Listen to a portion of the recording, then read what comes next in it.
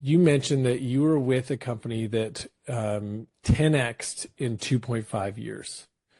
Where on earth did you start with that? And what were the kind of big strategies or changes that you had to make in order to make that happen, or that helped facilitate make it happen? So to give some context, I joined the company at sub 10 million in ARR. So to 10x from there means you're growing close to, 70 to 100 million. I joined at 7 million and they had grown to just north of 70. What that meant in that short time frame was a rapid set of transformations. So the very first one was choosing the markets that we sold into and the segments we sold into. And so we chose North America and Canada. By extension, is the closest proximity to where our selling force was. Second, targeting the enterprise. The enterprise was a fantastic place for us because our product really met the needs of really complex data sets, and you only found those with data engineering teams of larger organizations at that time. And so that was the first transformation. And we targeted specific industries, so specific verticals. That was the financial services, the healthcare, as well as high tech and software. So those three had exhibited a much higher win rates compared to relative to every other industry. So we just doubled down on those specific verticals. And what that meant was we concentrated all of our focus in a couple of winning areas for us. The second transformation was going international.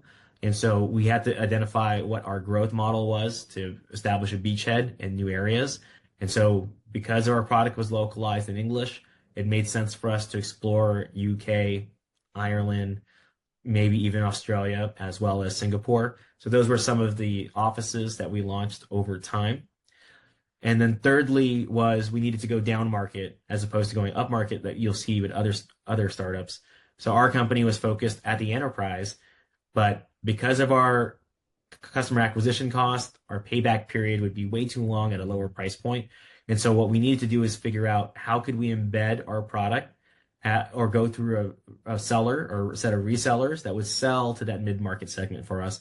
We identified an OEM model where we would embed our analytics platform, a white label approach within these other analytics solutions, and we would basically collect a royalty for every user that was sold through this other channel.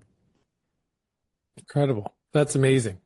And so when you were 10xing this business, aside from focusing on the customer base and the markets that you were going after, what were some of the big projects that you worked on from a RevOps standpoint that helped facilitate that growth? I worked with many others who were instrumental in the transformation of the business, sales enablement, marketing operations. My title was not yet revenue operations. It was sales operations at that time. And so some of the key projects were reducing the sales cycle. So for us, it was moving from 330-day sales cycle down to 270. We did that through some of the things that I mentioned earlier around parallelization within the sales process, moving some of the administrative work off of the sales reps and moving it into a centralized team. That was one big project. The second was doubling down and investing in our sales engineering function. So not only having our sales reps be proficient in knowing the product, but also pairing them with a sales engineer who was deeply knowledgeable about the product set, as well as marrying their knowledge with some of the deeper edge cases that some of our customers face. The third project was establishing feedback loops all across all of our operating cadences. So for example, with customers who were looking for new features, having those feature conversations roll into our roadmap whiteboard to determine what would get on, what would get off. Second is doing the same thing with our win-loss reviews. That was an important operating cadence for us.